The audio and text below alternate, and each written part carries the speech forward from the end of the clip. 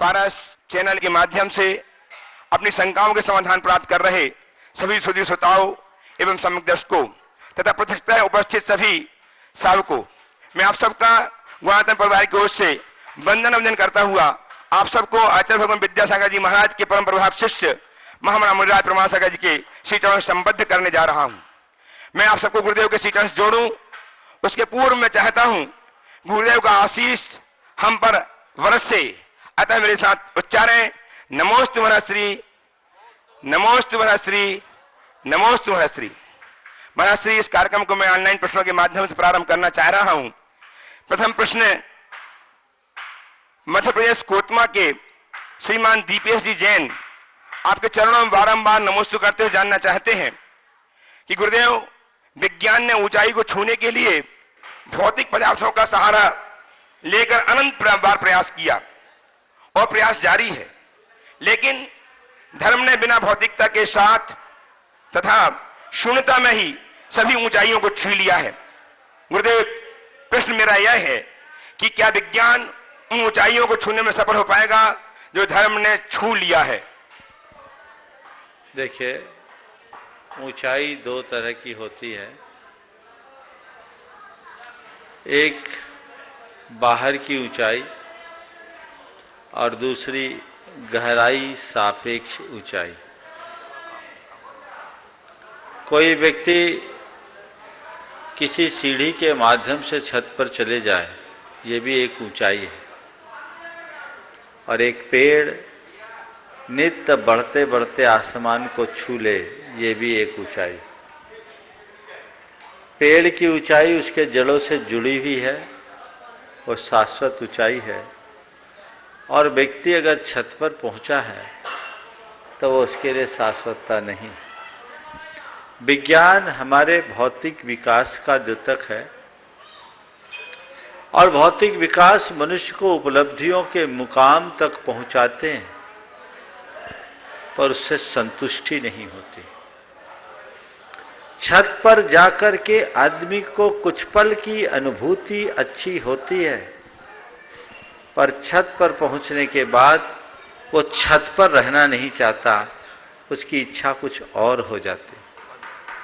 भौतिक विकास के क्षेत्र में हमने जो जो भी पाया है उससे हमारा मन उकताया है, उबा है। लेकिन आध्यात्मिक विकास, पेड़ ज्यों ज्यों बढ़ता है उसका सौंदर्य निखरता है।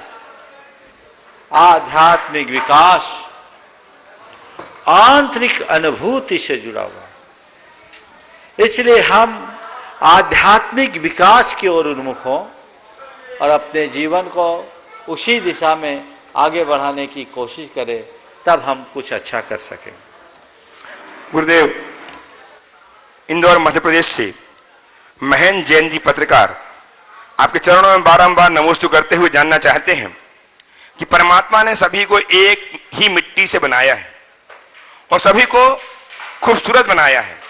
किसी को बाहर से खूबसूरत बनाया है जिसे देखकर लोग उससे प्रभावित होते हैं महाश्री, लेकिन कुछ लोगों को अंदर से खूबसूरत बनाया है, लेकिन अंदर की खूबसूरती सभी को दिखाई नहीं पड़ती। महाराष्ट्री, अंदर की खूबसूरती देखने का क्या उपाय है? कृपया मार्गदर्शन दीजिए। देखिए, फूल में दोनों चीजें दिख जाती है। फूल का जो सौंदर्य है उसकी बाहरी खूबसूरती है और फूल की जो सुगंध है उसकी भीतरी खूबसूरती है। बाहरी खूबसूरती हमें केवल आकर्षित करती है, भीतरी खूबसूरती हमें मुग्ध कर देती। भैया, ओम बंद करो। ठीक है, बाहरी खूबसूरती ठीक है, हाँ ठीक है, ठीक है, ठीक है, ठीक है। बाहरी खूबसूरती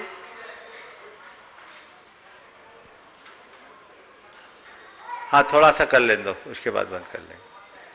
मैं आप सबसे कह रहा था, फूल को देखो, फूल का एक बाहरी फूल का एक बाहरी सौंदर्य है, उसका रूप, उसका आकर्षण, उसका बाहरी सौंदर्य है और उसकी भीतरी खूबसूरती, उसकी सुगंध है। बाहरी खूबसूरती हमें आकर्षित करती है और भीतरी खूबसूरती हमें मुग्ध करती है। बाहर का आकर्षण हमारे बीच, हमारे मन में तभी तक रहता है जब वो चीज सामने उपस्थित है, लेकिन भीतरी आकर्षण हमारे साथ तब तक जुड़ा रहता है जब तक हमारे मन में उसकी स्मृतियां शेष है। हम दूर रह कर के भी फूल के सुगंध से आनंदित हो सकते हैं, तो सौंदर्य से हर पल आनंदित हो या ना हो ये कोई जरूरी नहीं।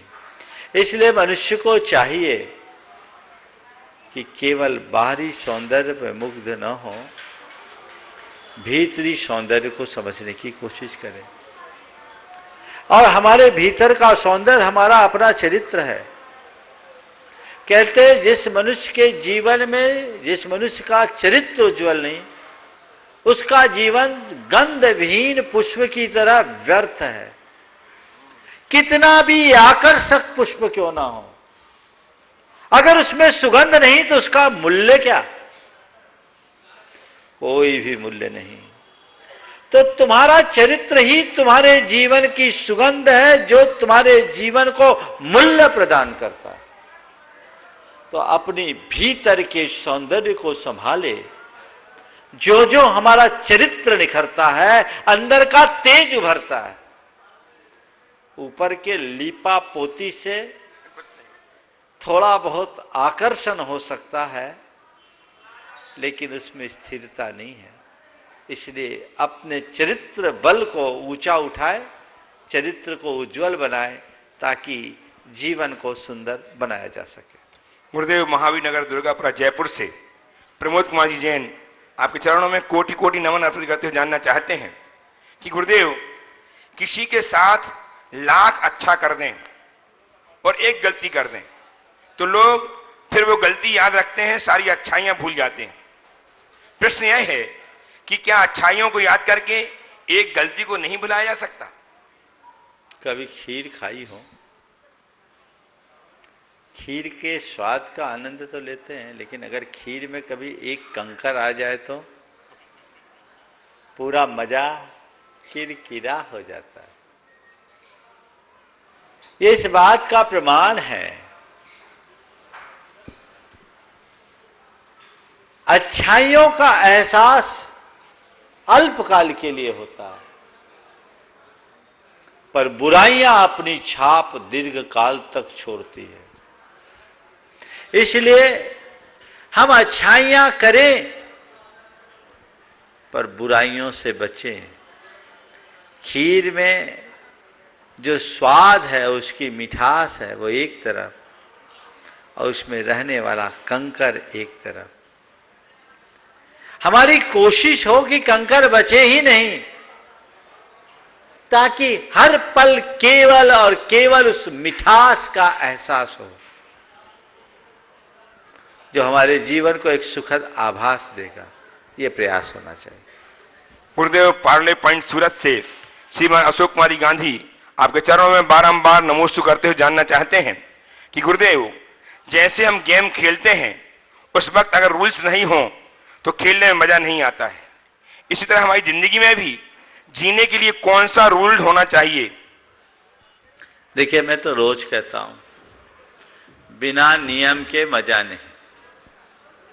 जैसे खेल का भी मजा तब है जब हम उसके रूल्स को फॉलो करें, तो जीवन का भी मजा तब है जब हम जीवन के नियमों से अपने आप को बांधें। आपने सवाल किया है कि जीवन के लिए कौन से रूल्स होने चाहिए। मैं तो एक ही बात जानता हूं, नदी बहती है, उद्गम स्थान से सागर तक पहुंचती है, लेकिन दोनों ओर तटबंधों में बंधी रहती है। अपने दोनों तटों के बंधन से बंधी भी नदी विशाल सागर का रूप धरती है। और यदि नदी अपने तटबंधों को छोड़ दे तो मरुथल में भटक कर नष्ट भ्रष्ट हो जाती, उसका अस्तित्व ही समाप्त होता है। तो नदी के सागर तक की यात्रा में सबसे बड़ी भूमिका उसके तटबंधों की है। जो भूमिका नदी की यात्रा में उसके तटों की है, वही भूमिका हमारे जीवन की यात्रा में नियमों की है। और आपने पूछा जीवन में कौन से नियम आवश्यक है। मैं आपसे कहता हूं, दो तटों के बंधन में बंधना हर किसी के लिए जरूरी है। वो है एक तरफ कुल की मर्यादा और एक तरफ धर्म की मर्यादा। यदि इन दोनों मर्यादाओं में बंध जाए तो उसके जीवन में कभी कुछ असंगत होगा ही नहीं। कुल की मर्यादा तुम्हारे लिए कुलीन बनाएगा और धर्म की मर्यादा तुम्हें सदाचार का पाठ पढ़ाएगी। कुलीनता और सदाचार मनुष्य के जीवन के उत्कर्ष का आधार है। ये निरंतर बने रहना चाहिए, इसे किसी भी स्थिति में प्रभावित नहीं होने देना चाहिए। गुरुदेव, मयूरी गिरीश जैन रीठी कटनी से आपके चरणों में नमोस्तु अर्पित करते हुए जानना चाहती हैं कि महाराज श्री, खुद पे घमंड होना सही है या गलत? अगर सही है तो कितना, और गलत है तो क्यों? क्योंकि खुद पे घमंड ना हो तो लोग हमें वहां भी दबाने की कोशिश करते हैं जहां हमारी हुकूमत होती है। देखिए, घमंड शब्द बड़ा घटिया शब्द है। मैं नहीं चाहता कि घमंड हो, और घमंड तो हमारा किसी पर नहीं होना चाहिए, किसी से नहीं होना चाहिए, चाहे खुद पर क्यों ना। हाँ, खुद की गरिमा का भान जरूर होना चाहिए। खुद पर घमंड होना मनुष्य को अहंकारी और उन्मादी बना सकता है, लेकिन अपनी गरिमा का भान हमें हर पल सावधान रखता है। मैं कौन हूं, मेरी भूमिका क्या है, मेरा कर्तव्य क्या है, इस बात का एहसास हर मनुष्य को होना चाहिए। मुझे हर पल इस बात का एहसास रहता है कि मैं एक मुनि हूं, और मुनिपना जगत में बहुत दुर्लभ है। बिरले लोग ही इस मुनि जीवन को अंगीकार करते हैं, जो रत्नत्रय का आधार है। इसी के बल पर भव सागर से पार उतरा जा सकता है। मेरे अनंत भवों का पुरुषार्थ फला है, इसलिए मैं इस मुनि जीवन को प्राप्त किया हूँ। ये बहुत दुर्लभ मेरे पुण्य का प्रताप है, ये मेरे सौभाग्य का सूचक है। मुझे इस पर आँच नहीं आने देना है। मेरा ये एहसास मेरे इस पद की गरिमा का एहसास है, और यही एहसास मुझे हर पल अपने प्रति, अपनी चर्या के प्रति सावधान रखता है। ऐसे हर व्यक्ति को अपनी गरिमा का भान होना चाहिए, और इस तरह का प्रयास करना चाहिए कि उसकी गरिमा कहीं से खंडित हो न सके, गरिमा को आघात नहीं हो। ऐसा सत्प्रयास हर पल करते रहने वाले के जीवन में कभी नीचे देखने की नौबत नहीं आती, और जो गरिमा को खो देते हैं वे कभी ऊपर नहीं उठ पाते। इसलिए हमेशा अपनी गरिमा को बनाए रखे, गर्व और गुरूर से बचे। परम पूज्य हरिकर रत्न गुरुमती माता जी की वर्षा योग का इस वर्ष का प्रातुमास स्थल गोटेगांव, वहां से श्रीमती शीतल जी अखिलेश जी जैन आपके चरणों में बारंबार नमोस्तु करते हुए जानना चाहते हैं कि महाराज श्री, दुनिया में दो प्रकार के लोग होते हैं, बुरे और दोगले। बुरे और दोगले। बुरों को तो माफ किया जा सकता है, लेकिन गुरुदेव दोगलों को माफ करने में मन हिचकता है, क्या कारण है? बुरों को माफ किया जा सकता है, दोगलों को माफ करने में मन हिचकता है, क्या करें? जो दोगले हैं वो बिल्कुल दोगले लोगों के लिए हम क्या कहें, उनकी कोई औकात ही नहीं। दो जीभ वाले लोग हैं, उन्हें हम कुछ कह नहीं सकते। आपने कहा उन्हें माफ करने का मन नहीं होता, हम क्या करें? मेरी राय में बुरे से ज्यादा माफ करने योग्य दोगले हैं। बुरे से ज्यादा माफ करने वाले लोग दोगले हैं, क्योंकि उनका कोई भरोसा नहीं। बुरा तो बुरा है, वो जाहिर तौर पर दिखता है। दोगला कब अच्छा और कब बुरा बन जाए कोई पता नहीं। इसलिए उन्हें माफ करो और माफ करने का मतलब ये नहीं कि उनकी बुराइयों को अनदेखा करो, अपितु उनसे सुरक्षित दूरी बना करके चलो, न उनसे राग रखो न द्वेष रखो, तब आप अपने आप को बचा सकोगे। गुरुदेव, छपारा मध्य प्रदेश से श्रीमती विधि बसंती जी जैन आपके चरणों में नमोस्तु अर्पित करते जानना चाहती हैं कि गुरुदेव, कीमती पायल पैरों में पहनी जाती है और 1 रुपए की बिंदी माथे पर लगाई जाती है, महाराज श्री कीमत मान्य रखती है या उसका गुण? आपके प्रश्न में ही छिपा हुआ है कि पायल का क्या महत्व और बिंदी का क्या महत्व। पायल से बिंदी का बहुत ऊंचा स्थान है। सवाल मूल्य का नहीं, सवाल स्थान का है। किस स्थान पर हम पाए। हम अगर किसी व्यक्ति का मूल्यांकन उनके पैसों से करते हैं तो यह कहीं ना कहीं हमारी भूल होती है। पैसे से बहुत कुछ हो सकता है पर सब कुछ नहीं हो सकता। मैं आपसे पूछता हूँ, भयानक जंगल में आप फंसे हैं, प्यास के कारण कंठ सूखा जा रहा है, दूर दूर तक कहीं पानी नहीं है, कहीं पानी नहीं है, और उस घड़ी यदि किसी के पास 1 लोटा पानी हो, 1 लोटा पानी हो और सामने वाला आपसे कहे कि इस पानी का मैं 1 लाख रुपया लूंगा, आप क्या करोगे? 1 लाख रुपया सामने वाला मांगेगा तो क्या करोगे? 1 लाख रुपया दोगे कि प्यास से मरोगे? उस समय तो दोगे ना। क्यों? मूल्य पानी का नहीं है, मूल्य स्थिति का है, परिस्थिति का है। इस घड़ी में अगर पानी नहीं तो जीवन ही खत्म। तो अब क्या हुआ? 1 लाख से भी अधिक मूल्य उस 1 लोटे पानी का हो गया ना। पायल चाहे कितनी कीमती हो, बिंदी भले सस्ती हो, लेकिन बिंदी का स्थान ऊंचा है, वो सौभाग्य का द्योतक है, माथे पे लगाए जाने योग्य है, इसलिए माथे पे रहेगी। इसलिए इस बात को समझते हुए एक बात अपने हृदय में बिठाओ कि मुझे कभी किसी को कमतर नहीं आंकना, कभी किसी को कमतर नहीं आंकना। आज हम जिसे कमतर आंक रहे हैं, कल वो हमसे भी ऊंचा हो सकता है। गुरुदेव, मंगरोल बारान राजस्थान से श्रीमान चेतन जैन छोटा सा प्रश्न कर रहे हैं। वे जानना चाहते हैं, गुरुदेव, दिया हुआ दान वापिस लिया जा सकता है क्या? उसमें क्या दोष लगता है? थूक कर कभी चाटा जा सकता है क्या?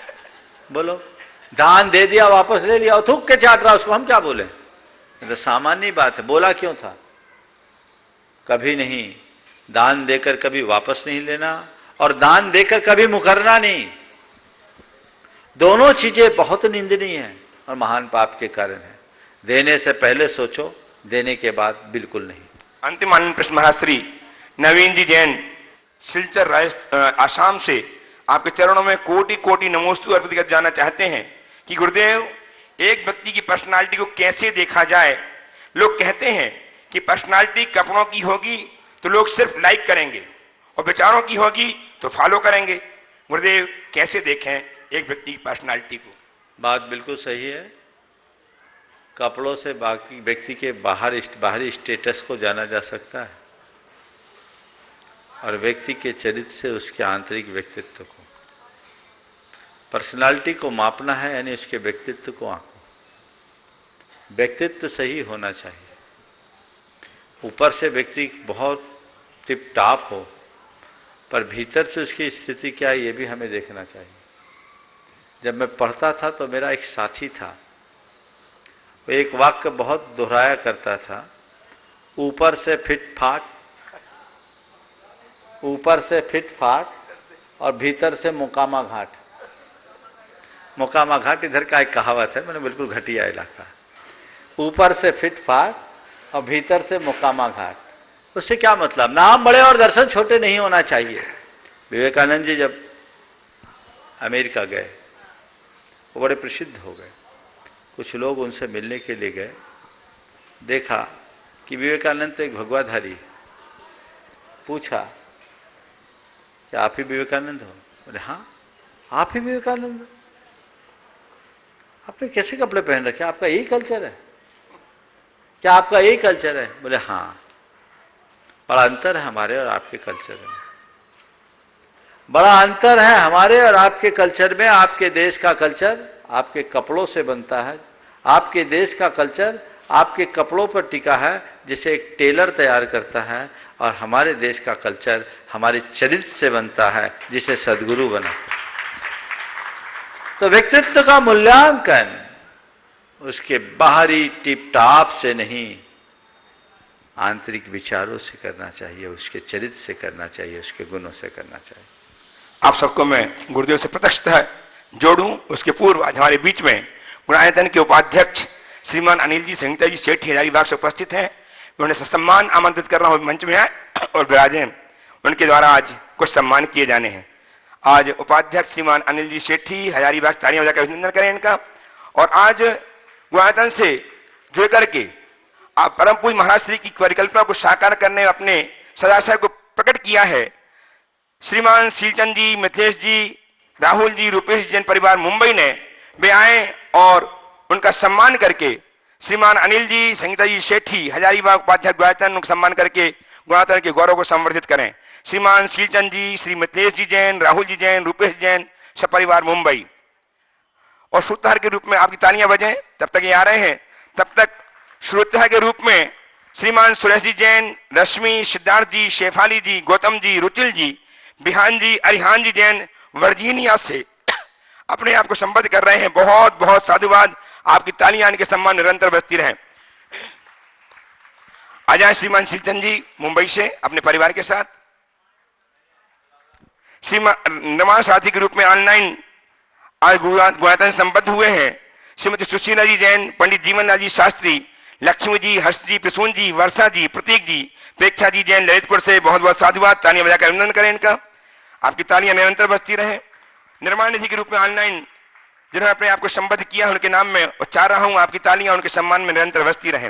अंकित सुहास भोकरे कोल्हापुर, श्रीमती क्षमा पवन जैन, श्रीमती चारू पंकज हितांश सिंह सागर, श्रीमती फूलाबाई जैन, श्रीमती निर्मला जैन, निशी आकांक्षा नीशू जैन टीकमगढ़, श्री विकास जी बापू शाह गुलकारी अकोला, श्री जितेंद्र जैन, शीतल प्रसाद जी जैन हिसार, श्रीमती विजया देवी दोषी दुर्ग छत्तीसगढ़। इन सबों अपने आप को गुणायतन संबद्ध किया है। बहुत बहुत साधुवाद। आज हमारे बीच में गुणायतन के ट्रस्टी की श्रीमती सरोजी गंगवाल गुणायतन कानपुर से उपस्थित हैं। वे आए, गुरुदेव की अभिवंदना करें और उनका सम्मान गुणायतन के उपाध्यक्ष श्रीमान अनिल जी सेठी संहिता जी सेठी करें। श्रीमान श्रीमती सरोजी गंगवाल ट्रस्टी गुणायतन कानपुर आमंत्रित कर रहा हूं, आए।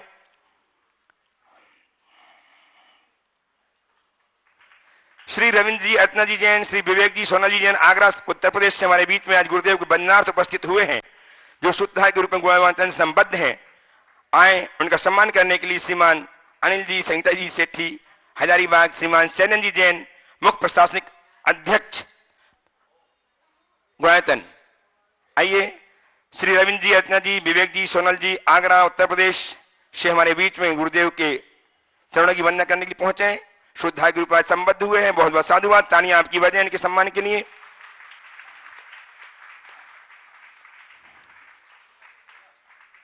श्री राकेश जी, डॉक्टर इंदु जी जैन राष्ट्र गौरव दिल्ली, जिन्होंने संसद के निर्माण शिलान्यास में भूमि पूजन के समय में जैन धर्म का प्रतिनिधित्व करते हुए जैन धर्म का मंगलाचरण किया था, जो पुत्री हैं ख्याति लब्ध प्रोफेसर फूलचंद जी जैन प्रेमी बनारसी की। मैं आए, गुरुदेव की अभिवंदना करें, आशीर्वाद प्राप्त करें और उनका सम्मान करने के लिए मैं आमंत्रित कर रहा हूं शैलन जी जैन दुबई, जो गुणायतन के मुख्य प्रशासनिक अध्यक्ष हैं, अधिकारी हैं, प्रशासनिक अधिकारी हैं श्रीमान शैलन जी जैन दुबई।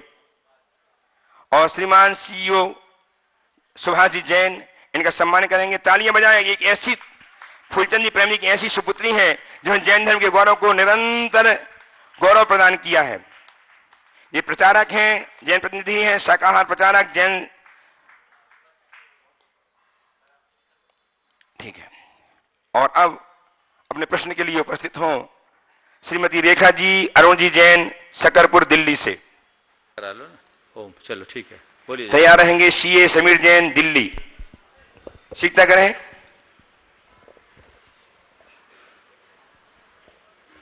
बोलिए। नमोस्तु गुरुदेव, नमोस्तु गुरुदेव। साक्षात वेदी में जितने भी भगवान विराजमान उन सभी के पावन चरणों में नमोस्तु। आचार्य श्री विद्यासागर जी के सवाल करो, सवाल जल्दी से। हाँ महाराज जी, मेरा प्रश्न अभिषेक शांतिधार से संबंधित है। जैसे साक्षात वेदी में भगवान विराजमान होते हैं, उन्हीं के सानिध्य में सीधे खड़े होकर वहीं पर जहाँ भगवान विराजमान है अभिषेक और शांति धारा करते हैं। हमारे दिल्ली में 5 मंदिर है पास में ही। सवाल करो, क्या कहना सभी मंदिरों में ये व्यवस्था है, तो वो लोग पूछते हैं कि ये करना चाहिए या नहीं, क्योंकि भगवान विराजमान है वहीं पर खड़ो के सब अभिषेक भी वहीं होता है, खड़ो होकर शांति धारा भी वहीं पे होती है। माने वेदी पे चढ़ के शांति धारा। जी जी। तो मतलब आप कायदे से ऐसी व्यवस्था होनी चाहिए कि अवमानना ना हो जी। और चूंकि कई जगह ऐसी बड़ी प्रतिमाएं होती है जी, वहाँ दिक्कत होती है, तो पीछे की तरफ से या और कोई आसन लगा करके करना चाहिए, असाधना से बचना चाहिए। और महाराष्ट्री में बहुत सारे बस हो गया, आगे चलो। महाराष्ट्री आइए बैठिए। श्रीमान सी समीर जैन दिल्ली, श्री उपस्थित हो श्री अनिल जी गांधी बांगी द्वारा बांसवाड़ा राजस्थान। अगला बोलो। अनिल जी जैन गांधी बागी द्वारा राजस्थान से उपस्थित हो, तैयार रहें। श्रीमती मंजू अमरीश चौधरी सुदामानगर इंदौर। महाराज जी, आपके चरणों में कोटि कोटि नमन करते हुए एक प्रश्न है मेरा।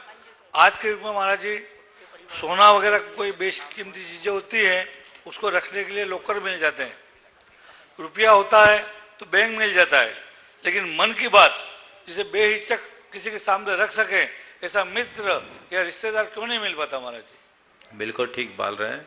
रुपये के लिए बैंक और सोने के लिए लॉकर है, मन की बातों को रखने के लिए कोई मित्र क्यों नहीं मिल पाता? केवल इसलिए क्योंकि हम सोने और रुपयों को इतना महत्व दे देते कि मित्रों को खोज ही नहीं पाते। लोगों को इस बात की तो चिंता रहती है कि मैं अपना रुपया कहाँ सुरक्षित रखूं।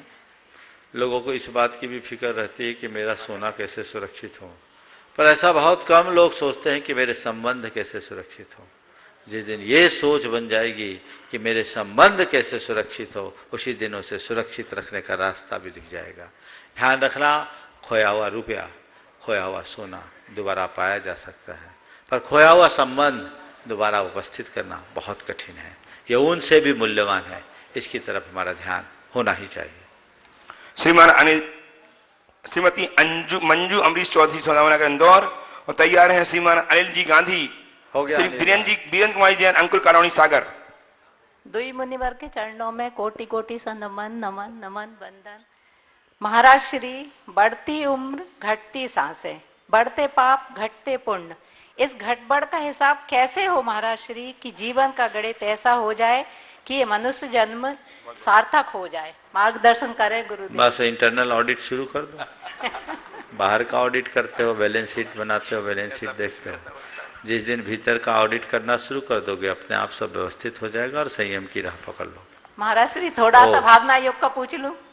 अभी एक जल्दी से पूछो, चलो। महाराज श्री, भावना योग नियमित करती हूँ, जैसे अपने को दूसरे की तबीयत वगैरह के लिए कुछ वो देना है, भावनाएं भेजना है, तो कैसे उसके लिए वो करें? देखिए, भावना योग पहले अपने आप के लिए करें। जी महाराज जी। दूसरों के लिए भावना भाई है जी, वही। अभी ये बात पूरी तरह से साबित नहीं हुई जी कि हम भावना योग के बल पर किसी दूसरे को बदल पाते हैं नहीं। जी। हालांकि हमारी सद्भावनाओं का असर पड़ता है जी, लेकिन हमें पूरा प्रयोग वैयक्तिक स्तर पर करना चाहिए। हम भावना योग से अपने स्वभाव में बदलाव लाएं, अपने मन को शांत करें, अपने तन को स्वस्थ करें, ये हमारी प्राथमिकता होनी चाहिए। नमोस्तु महाराज जी, नमोस्तु महाराज जी, नमोस्तु महाराज। उपस्थित हो श्रीमान वीरेंद्र कुमार जी जैन अंकुर कॉलोनी सागर, जो परम पूज्य मुनिराज निरोग सागर जी महाराज के व्यस्त जीवन के परिजन हैं। तैयार हैं श्रीमती अर्चना जी जैन अंकुर कॉलोनी सागर से ही। नमोस्तु महाराज जी, नमोस्तु महाराज जी, नमोस्तु महाराज जी। महाराज जी, मेरी शंका है कि जो श्रावक मन वचन से सम्मेद शिखर जी की वंदना करता है वो निकट भव्य है क्या? हम तो यही मानते हैं कि जो शिखर जी आता है भव्य है, भी सिद्ध क्षेत्र में आया, कल सिद्ध लोक में आएगा। अब लेकिन वो भव्य ही है ऐसी गारंटी हम नहीं दे सकते, ये तो सर्वज्ञ के ज्ञान का विषय है। नमोस्तु महाराज।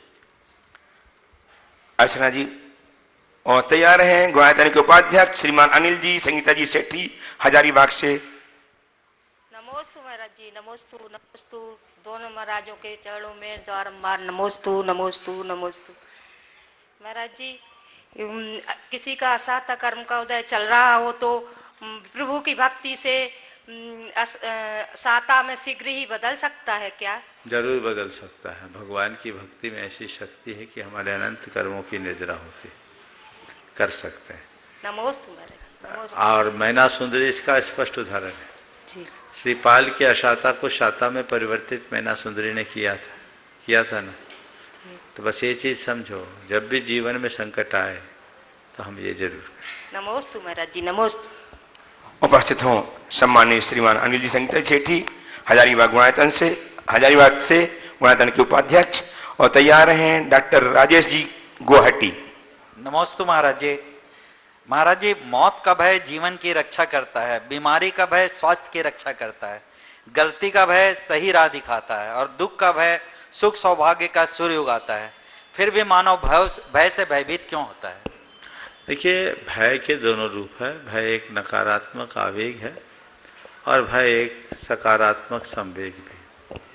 जब हम बुराइयों से भय खाकर सावधान होते हैं तो वो हमारे जीवन को सकारात्मक दिशा देता है। और जिन बातों से मनुष्य भय करता है वो तो मनुष्य की एक प्रकार की दुर्बलता है जो घबराहट का द्योतक है।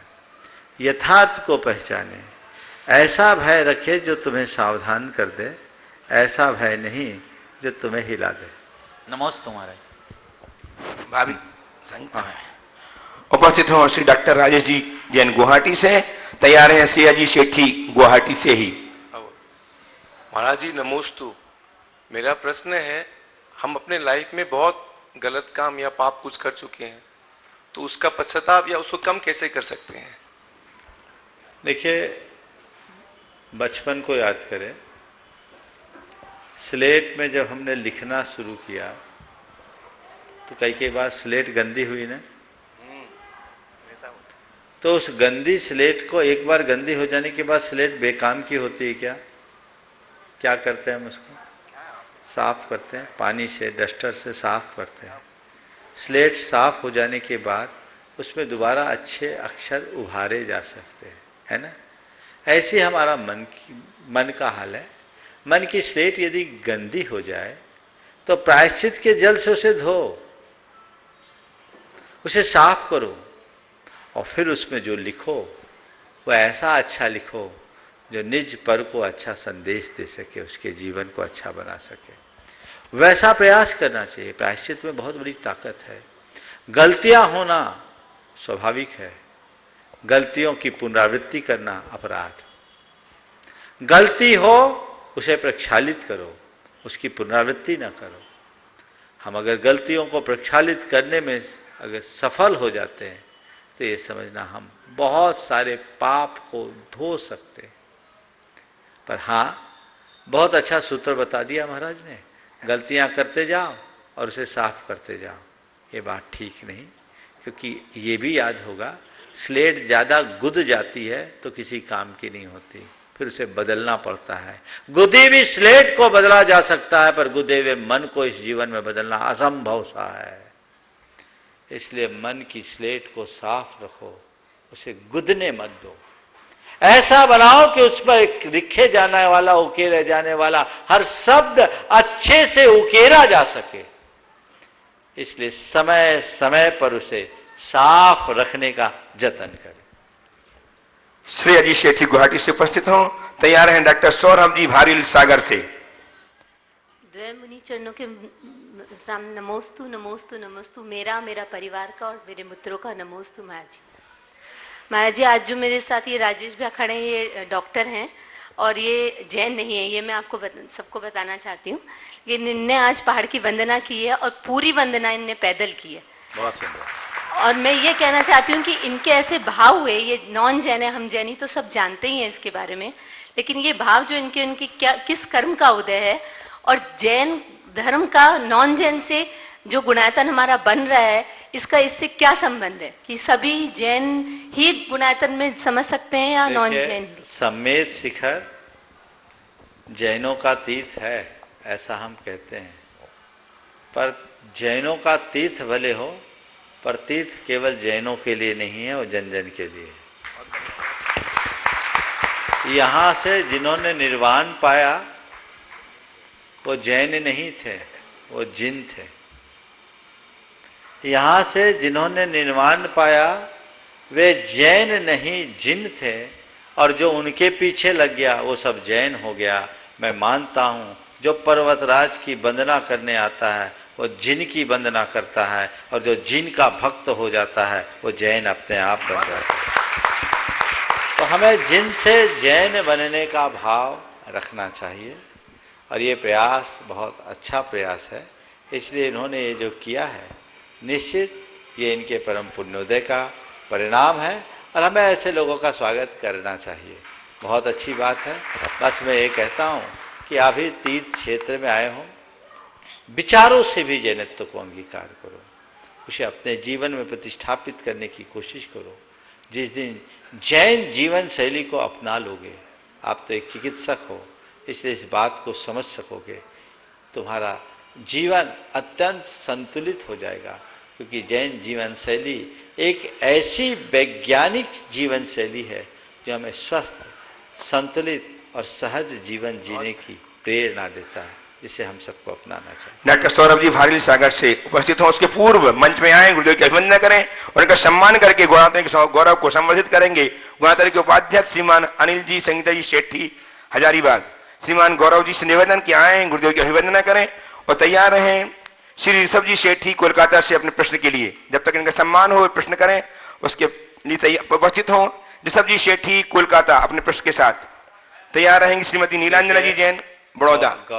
सौरभ आ रहे हैं, ये सौरभ सागर के हैं और बहुत वर्षों से जुड़े हैं, और ये एक बहुत अच्छे आयुर्वेदिक चिकित्सक है, नाड़ी चिकित्सक है, और साधु संतों की सेवा वैयावृत्ति में हमेशा तत्पर रहते हैं। या और जहाँ भी कहीं भी जरूरत पड़े, बहुत अच्छा इनका आज वैयावृत्ति का भाव है और एक अच्छे चिकित्सक है। मैं इस भाव से इन्हें आशीर्वाद देता हूँ कि इस क्षेत्र में आगे बढ़े और समाज की सेवा करते रहे। सम्मान होना, तालियां आपकी बजती रहें, तालियों के माध्यम से हम इनका अभिनंदन करें। तैयार रहेंगे श्री ऋषभ जी शेट्टी कोलकाता। हाँ, पहले सौरभ पूछो। प्रश्न भी करेंगे आप पहले। महाराज श्री सागर वासियों की तरफ से, सभी की तरफ से नमोस्तु। मेरा आपसे एक विशेष आग्रह यह है कि आप इस मार्गदर्शन करें कि सामान्य गृहस्थ को कितने समय में और कैसे संलेखना के लिए प्रवृत्त होना चाहिए, आगे बढ़ना चाहिए, मार्गदर्शन करें। बहुत अच्छा सवाल किया है डॉक्टर साहब ने कि एक सामान्य गृहस्थ को कितने समय के लिए और कब से संलेखना के लिए प्रवृत्त होना चाहिए। मैं कहता हूँ जब से हमें समझ आ जाए तभी से हमें संलेखना के लिए प्रयास शुरू कर देना चाहिए। समझ आते ही हाँ, पर संलेखना दो तरह की है, एक काय संलेखना और एक कषाय संलेखना। कषाय संलेखना हमें हर पल करनी चाहिए, यानी अपने कषायों को कृश करना। ये हमारा सबसे बड़ा पुरुषार्थ है और ये हमारी सबसे बड़ी प्राथमिकता भी होनी चाहिए। तो कषाय संलेखना के लिए हम पूरी तरह तत्पर हों।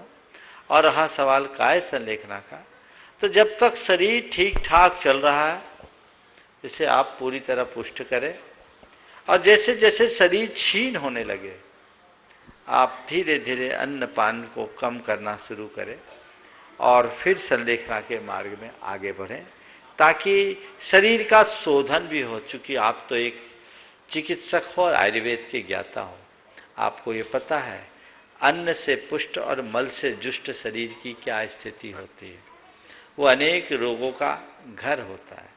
तो एक कहते हैं जिनको संलेखना चाहिए उन लोगों के लिए मैं एक सलाह दे रहा हूँ। 60 वर्ष की उम्र के बाद अब शरीर में मलवर्धक चीज़ों का सेवन कम करना चाहिए। हमारे शास्त्रों में लिखा है अन्नैर पुष्टम मलैर जुष्टम देहो न संलेखनार है। अन्न से पुष्ट और मल से जुष्ट शरीर संलेखना के योग नहीं है। वो शरीर में अनेक प्रकार के विकार उत्पन्न करेगा जो अंत में हमें परेशान कर सकता है। इसलिए संलेखना लेना है तो धीरे धीरे अब गरिष्ठ चीजों का त्याग करना चाहिए, तले फले चीजों का सेवन नहीं करना चाहिए, मावा आदि गरिष्ठ पदार्थों का सेवन धीरे धीरे कम करना चाहिए, मिष्टान और पकवान की लालसा को नियंत्रित करना चाहिए, ऐसा ही भोजन करना चाहिए जो खाते ही हजम हो जाए। समझ गए? ये एक प्रक्रिया है। फिर बार बार खाने की आदत से बचना चाहिए, धीरे धीरे आगे बढ़ना चाहिए। ये सारी प्रक्रियाएं अगर आप करेंगे तो संलेखना में अनुकूलता बनेगी। उपस्थित हो श्रीमान ऋषभ जी शेठी कोलकाता से, तैयार हैं नीलांजना जी जैन बड़ौदा गुजरात से। शिक्षा करें, बोलिए। महाराज श्री। महाराज श्री, मेरा प्रश्न यह है कि हम अपने नवजात शिशु की परवरिश शुरू से किस प्रकार से करें कि वो धर्म में और कर्म में दिन दिन वृद्धि को प्राप्त हो और अपने धर्म का और कर्म का नाम आगे चल के। बहुत अच्छी बात की है आपने पूछा है, नवजात शिशु को हम कैसे परवरिश करें। जन्म के पहले से ही बच्चों को संस्कार देना चाहिए। समझ गए? अगर हम जन्म के पूर्व से बच्चों को संस्कार देना शुरू करते हैं तो ये चीज़ें बहुत अच्छी हो सकती है। समझ गए?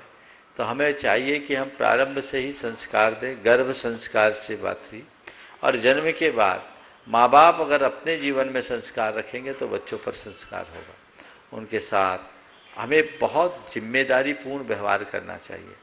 बच्चों के सामने किसी भी प्रकार की अनर्गल प्रवृत्ति नहीं होनी चाहिए।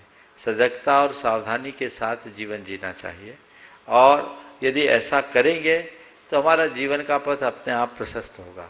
और उनके सामने दायित्वहीन कोई आचरण नहीं करना चाहिए, साथ ही उन्हें अध्यात्म की सीख देते रहना चाहिए।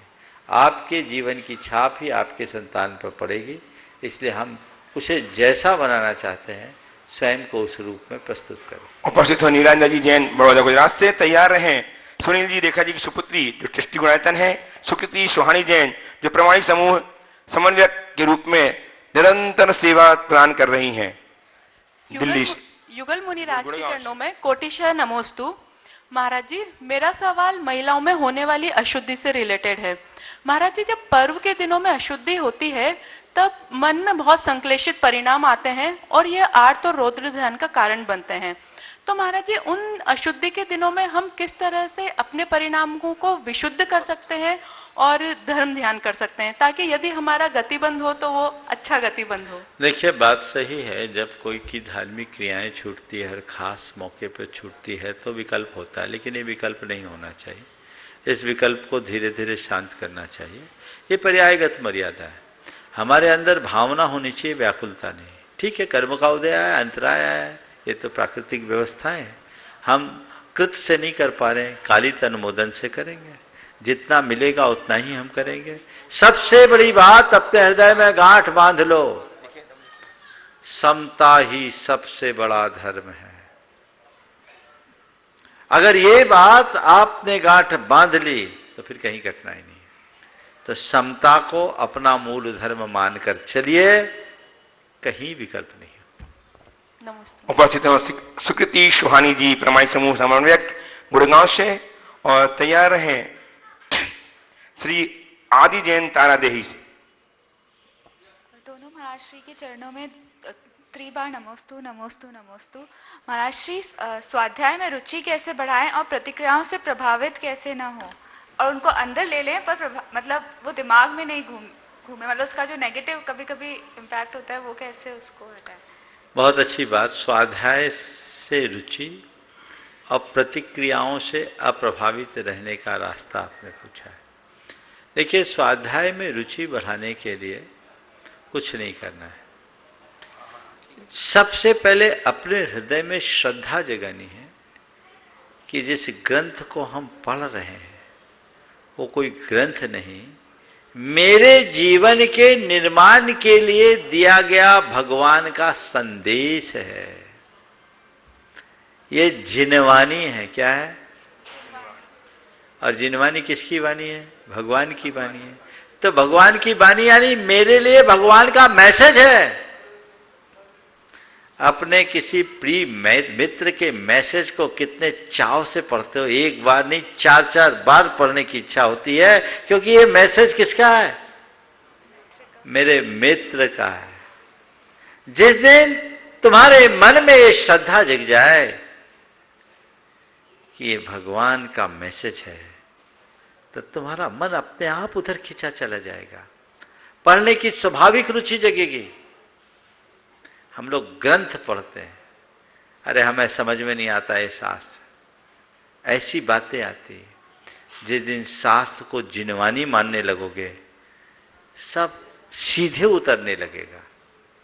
दूसरी बात, प्रतिक्रियाओं से अप्रभावित रहने के लिए क्या करें? देखिए, जब भी हमारे चित्त में प्रतिक्रियाएं हावी हो, पहली बात कि हम उन्हें नज़रअंदाज करने की कला सीखें। दूसरी बात, उनके प्रति सकारात्मक सोचें। तीसरी बात, नित्य अपना प्रतिक्रमण करें कि आज मैंने जो जो प्रतिक्रियाएं दी, मेरा वो दोष मिथ्या हो, ये गलत है, मैं इसकी आलोचना करता हूँ।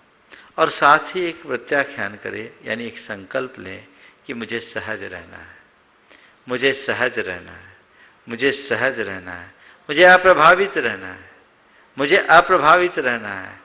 मैं प्रतिक्रिया वृत्ति रखता हूँ, और जिस से आज के दिन में मैंने प्रतिक्रियाएं दी और प्रतिक्रियाओं से प्रभावित होकर के अपनी ओर से कुछ कमेंट्स किए, मैं उसकी निंदा करता हूँ। अब इसकी पुनरावृत्ति से बचूंगा, अब इसकी पुनरावृत्ति से बचूंगा, मुझे सहज रहना है। ये बात बार बार दोहराएंगे तो आप प्रतिक्रियाओं से सहज बच पाएंगे। उपस्थित हों आदि जैन तरादेही से तैयार हैं डॉक्टर इंदु जी जैन, राकेश जी जैन दिल्ली से, जिन्होंने लोकसभा भवन के शिलान्यास के अवसर पर मंगलाचरण गीत गा करके जैन समाज को गौरव प्रदान किया था। नमोस्तु महाराज जी, मेरे परिवार की तरफ से नमोस्तु। आज आपके आशीर्वाद से मैं 8 बजे पार्शनाथ टॉक पर पहुंचा महाराज जी, दूसरी वंदना में। सवाल करो। हाँ महाराज जी, मेरा सवाल है, जिंदा जा नहीं सकता और मरा हुआ बता नहीं सकता, तो स्वर्ग नरक कहाँ? जिंदा जा नहीं सकता, मरा बता नहीं सकता, इसलिए स्वर्ग नरक कहाँ? मैं बताऊं? कोई चीज खरीदने जाते हो बाजार में, तो पहले क्या देखना पड़ता है? उसका सैंपल देखना पड़ता है। जी महाराज जी। तो सैंपल देख के ऑर्डर करते हैं जी। और आजकल तो सब चीज़ें ऑनलाइन है जी। तो ऑनलाइन में क्या करते हो आप लोग? सैंपल देखते हो और सैंपल देख करके समझ लेते हो कि इसकी क्वालिटी क्या है जी। तो स्वर्ग नरक यहाँ नहीं है, पर स्वर्ग नरक का सैंपल यहाँ है जी। समझ गया? स्वर्ग और नरक का सैंपल कैसा समझो? इस दुनिया में बहुत सारे लोग हैं जिनके जीवन में सब प्रकार की फैसिलिटीज हैं, अनुकूलताएं है ना, ठीक है, पर उनकी फैसिलिटी की, उनकी अनुकूलता की, उनके सुख की एक लिमिट है। इससे आगे भी तो कोई हो सकता है। तो समझ लो इस लिमिट से ऊपर का जो सुख है वो स्वर्ग में है। और यहाँ जो लोगों को दुख है, कितना भी बड़ा दुख है, उसको सह तो रहा है, उससे आगे का भी दुख हो सकता है ना। तो समझ लो ये नरक के दुख का सैंपल है, इससे आगे का दुख नीचे। समझ में आ गया? नमस्ते। उपस्थित हो डॉक्टर इंदु जी, राकेश जी जैन दिल्ली से तैयार हैं, श्रीमान शिवानी हितैषी। हाँ ठीक भैया। नमोस्तु गुरुवर। तैयार रहेंगे बाल ब्रह्मचारी आदित्य भैया, अभय जी आदित्य इंदौर से। नमोस्तु गुरुवर। मेरा प्रश्न यह है कि जो पहले हमारे कवि हुए हैं, उन्होंने बहुत ही सुंदर भजन लिखे। भगवंत भजन क्यों भूला रे, मोक्ष पद मिलता धीरे धीरे, अखियां आज पवित्र भई, हम तो कबहू न निज घर आए। ये सभी भजन बिल्कुल अध्यात्म से हमें एकदम सीधे तौर पे जोड़ देते हैं। कोई भी भटकाव मन में नहीं होता है और ना ईश्वर करता है इसकी भावना मन में आती है। हमें ये भावना मन में आती है कि हम स्वयं अपने जीवन का निर्माण कर रहे हैं। पर आजकल के भजन जो हैं, एक तो फिल्म के धुनों पर आधारित होते हैं और हमेशा उनमें यही भावना भाई जाती है कि ईश्वर करता है, वो बुलाते हैं, हम आते हैं, हम बुलाते हैं, ईश्वर आते हैं, वो करते हैं। तो ये भावना जो है वो जैन सिद्धांत की जो मूल भावना है, मूल सिद्धांत है, उससे भटक रहा है समाज। इन भजनों के माध्यम से इस पे मार्गदर्शन करें। देखिए, आपने जो बात कही, मैं तो अनेक बार इस बात के विषय में लोगों के बीच चर्चा करता रहता हूँ, किया भी हूँ। पहले लोग भजन गाते थे, अब उसका स्थान पैरोडी ने ले लिया। अब पहले के जो लोग भजन गाते थे, लिखते थे, वे विद्वान भी होते थे और साधक भी होते थे। आज तो कोई भी कवि अपनी कलम चला देता है और प्रायः फिल्मी धुनों पर अपने गीत लिखने लगा। भजन वह है जिसमें भक्ति हो और संदेश भी हो, पर भक्ति में सिद्धांत भी होना चाहिए। हमारे पुराने कवियों ने एक से एक भक्ति गीत भी गाया। ते गुरु मेरे उर्वशो में गुरु भक्ति का कितना उत्कृष्ट रूप है। सुनिए जगत गुरुदेव, अरहंत भगवान की कितनी उत्तम भक्ति है। प्रभु पतित पावन में कितनी अच्छी भक्ति है। उसका अपना छंद, अपना लय। लेकिन आज उन सब बातों को लोगों ने भुला दिया, इसलिए ढेर सारी विसंगतियां आने लगी है। हमें ऐसी विसंगतियों से बचना चाहिए और सही तत्व लोगों के बीच जाना चाहिए। पर एक विडंबना है, अब क्लासिकल को लोग समझते ही नहीं, पसंद भी नहीं करते। अब भीड़ चाल है। कई संगीतकारों से जब मैं बोलता हूँ तो बोलते हैं महाराज जी आप जितनी देर मंच में रहते हैं ना उतनी देर तो सब सुनने को पसंद करते हैं, आप लोग चले जाते हैं तो लोग वही ढोल धमाका की बात करते हैं। ये विकृति है और इसमें कई बार शुभ की जगह अशुभ आश्रय होता है। हमें ऐसी बातों से पूरी तरह बचना चाहिए। आइए 10 पदधारी बाल ब्रह्मचारी भैया अभय जी आदित्य इंदौर से। राकेश जी पूछे। हाँ। नमस्तो गुरुवर, नमस्तो गुरुवर, नमस्तो गुरुवर। मेरा प्रश्न है कि विद्यालय स्तर पर जैन शिक्षा को शामिल किया जाए, इसके लिए राष्ट्रीय स्तर पर हमारे समाज का क्या कर्तव्य होना चाहिए? देखिए, इसके लिए हमें सरकार के साथ संपर्क बनाकर इस तरह का प्रयास करना चाहिए। पर चूंकि आजकल हर चीज़ को सेकुलरिज्म से जोड़ा गया है तो हम जैन धर्म की बात तो नहीं कर सकते, पर मोरल साइंस के रूप में, नीति शास्त्र के रूप में इन बातों को जोड़ा जा सकता है और नई शिक्षा नीति में काफ़ी कुछ इनका समावेश हुआ है। लेकिन मैं ये चाहूँगा कि स्कूल में जो पढ़ाया जाए अपनी जगह है, पर स्कूलों के साथ समानांतर पाठशालाएं होनी चाहिए जिनका सप्ताह में 2 दिन कम से कम ऐसा हो और उनके लिए हम इस तरह की शिक्षाएं दें जिससे वो जैन धर्म के मूलभूत तत्वों को जान सके। वर्तमान में ऑनलाइन पाठशाला के रूप में प्रामाणिक समूह की प्रामाणिक पाठशाला बहुत अच्छा काम कर रही है। इस तरह के उपक्रमों को और विस्तार देना चाहिए जो हमारे बच्चों में अच्छे संस्कार आरोपित कर सकें। भैया जी उपस्थित हो। बोले परम पूज्य मुनि श्री प्रमाण सागर जी महाराज की, बोले परम पूज्य मुनि श्री आनंद सागर जी महाराज के तीर्थराज संवेद शिखर की तलहटी में स्थित गुणायतन परिसर में आगामी कार्तिक माह की अष्टानिका में वही सौभाग्य, वही अवसर हमें प्राप्त हो रहा है। सिद्ध क्षेत्र में संस्कृत का बीजाक्षर मंडल रचना युक्त सिद्ध चक्र महामंडल विधान आगामी कार्तिक माह की अष्टानिका में प्रारंभ होगा। वो सौभाग्यशाली परिवार हैं जिन्होंने मंडल पुण्याजक के रूप में पूरे परिवार के साथ इस अनुष्ठान में उपस्थित होने का सौभाग्य प्राप्त किया है। बंधु, बहुत से परिवार ऐसे हैं जिन्होंने अपने पूरे परिवार के साथ इस अनुष्ठान में सम्मिलित होने की मानसिकता बनाई थी, लेकिन कुछ कारणों से वो उपस्थित नहीं हो पा रहे हैं। और सौभाग्य जगह है उन परिवारों का जिन्होंने मानसिकता बनाई थी लेकिन उन्हें सौभाग्य प्राप्त नहीं हो पा रहा था। आज हमारे पास 2 मंडल पुण्याजक के नाम आए हैं। प्रातःकाल हमने आह्वान की सूचना दी तो 2 परिवार हमारे पास आए जिन्होंने अपने पूरे परिवार के साथ इस अनुष्ठान में शामिलित होने का सौभाग्य प्राप्त किया है। मैं सम्मान से एक परिवार तो हमारा मधुबन शिखर जी का है, हमारे बीच उपस्थित हैं। वे आएंगे, गुरु वंदना करके परम पूज्य मुनिश्री से आशीर्वाद प्राप्त करेंगे। श्रीमान राजेंद्र कुमार जी, श्रीमती जयंती जैन, मनीषा प्रिया, अमित, सोनम गड़ासिया परिवार, जैन टेंट हाउस मधुबन शिखर जी। और मैं ये कहना चाहूंगा, ये पूरा पंडाल और ये साज सज्जा अगर हो रही है तो हमारे जैन टेंट हाउस के भाई मनीष और क्या नाम है अमित जी जोरदार तालियों बजाकर इनका सम्मान करें। और आइए, मैं चाहूंगा हमारे अमित जी, मनीष जी, उनका सम्मान करने के लिए आमंत्रित करूंगा।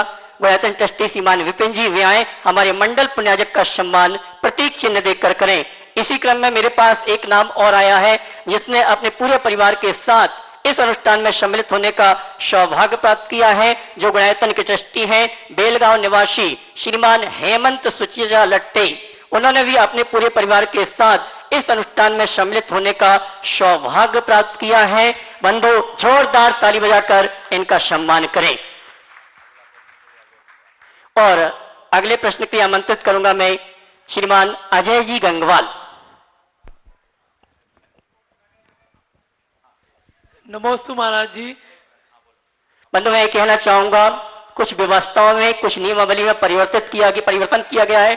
जो भी मंडल पुण्यार्जक सामान्य इंद्राणी जिनवाणी चैनल, पारस चैनल और प्रमाणिक ऐप के माध्यम से इस सूचना को सुन रहे हैं वो सावधानी पूर्वक इस सूचना को सुने। कोविड का काल पुनः पुनः आने की संभावना है, इसलिए मैं आपसे कहना चाहूंगा कि जो भी मंडल पुण्यार्जक हैं, जो भी सामान्य इंद्राणी है और जो भी यहाँ पर उपस्थित हो रहे हैं, उन सभी से निवेदन है कि अगर आपने दोनों डोज वैक्सीन की लगवा ली है तो वैक्सीन की डोज का जो सर्टिफिकेट है उसके साथ ही आपको उपस्थित होना है। अगर आपने सर्टिफिकेट नहीं लेकर आए तो आपको इस अनुष्ठान में उपस्थित होने का जी देखिए भैया जी जो कह रहे हैं बिल्कुल सही है, एहतियात रखना बहुत जरूरी है। अभी ऐसी कोई संभावना नहीं है, लेकिन उस संभावना से पहले से ध्यान रखना ज़्यादा उचित होगा। इसलिए बिल्कुल जो अपने आप को पूरी तरह सुरक्षित महसूस करे वे ही यहाँ आए और उसके लिए जो निर्देश यहाँ दिया जा रहा है उसका आप सबको पालन करना है। इसमें आपकी ही सुरक्षा है और ये एहतियात सबको रखना है और आगे भी जो दिशा निर्देश होगा उसका आपको सबको पालन करना चाहिए। अजय जी। नमोस्तु गुरुवर, मेरी और मेरे संपूर्ण गंगवाल परिवार के सादर नमोस्तु। गुरुवर, अभी डॉक्टर साहब ने एक प्रश्न पूछा था, उसमें मेरे प्रश्न का कुछ हिस्सा आ गया, लेकिन फिर भी मैं उस प्रश्न को पूछ रहा हूँ कि कई आपात परिस्थितियों में नियम टूट जाते हैं, व्यक्ति के हाथ में नहीं रहता है, लेकिन नियम टूट जाते हैं और कुछ समय के लिए उन परिस्थितियों में रहना पड़ता है। तो गुरुदेव, जो प्रायश्चित लिया जाता है उस प्रायश्चित का जीवन में एक तो क्या महत्व और उसका मन मस्तिष्क पर क्या प्रभाव पड़ता है और ये क्यों, कैसे और कब लिया जाता है? नियम टूटना कर्म का उदय हो सकता है, नियम तोड़ना हमारा प्रमाद। हमें तोड़ना नहीं है, टूट जाए तो उससे फिर से जुड़ने की कोशिश करना चाहिए। प्रायश्चित के बल पर हम अपने बहुत सारे पापों को शुद्ध कर सकते हैं, बशर्ते हमें अपनी गलतियों का अंदर से एहसास हो। जब तक प्रायश्चित न हो हमारा अपराध हमारे लिए हमारे सिर का बोझ बन जाए